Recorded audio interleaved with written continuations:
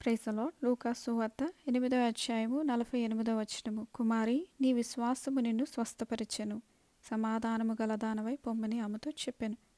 దేవుని వాక్యం ఏం సెలవిస్తుందంటే 12 సంవత్సరముల నుంచి ఈ స్త్రీ రక్తస్రావంతో ఎంతో బాధపడుతూ ఉందండి.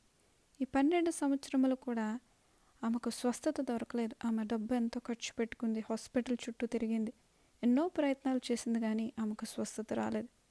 అయితే ఆమె యేసే గురించి విన్నప్పుడు ఆయన వస్త్రపు చెంగు మాత్రం ముడితే చాలు నాకు స్వస్థత వస్తుందని విశ్వసించి యేసయ్యను వెంబడించారండి. యేసయ్య మార్గంలో నడుస్తూ ఉండగా ఎంతోమంది గుంపులో ఉన్నారు.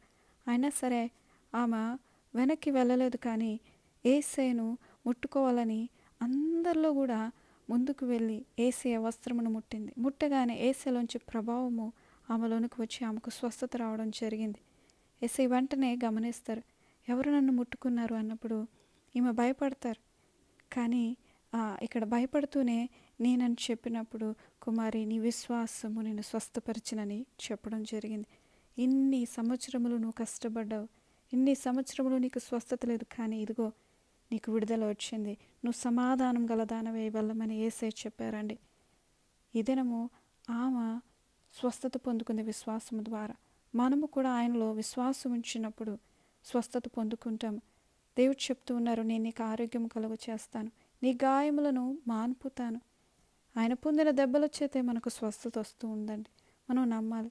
యేసయ్య మనల్ని స్వస్థపరుస్తారని మనం విశ్వసించినప్పుడు ఆ స్త్రీ స్వస్థత పొందుకున్నట్లుగా మనం కూడా స్వస్థత పొందుకుంటాం. 12 సంవత్సరములు నలిగిపోయింది, కానీ ఆమె స్వస్థత పొందుకుంది విశ్వాసం ద్వారా. అటువంటి విశ్వాసం మనకు కూడా కలుగునుగాక. చిన్న ప్రార్థన చేసుకోవచ్చు. పరిశుద్ధుడా తండ్రి, ఎంతమంది అనారోగ్యంగా ఉన్నారు అయ్యా, వారిపై మీ హస్తం ఉంచి వారిని ముట్టండి, వారిని స్వస్థపరచండి, సాయం చేస్తారని చేస్తున్నాము అడుగుతున్నాం తండ్రి. ఆమేన్.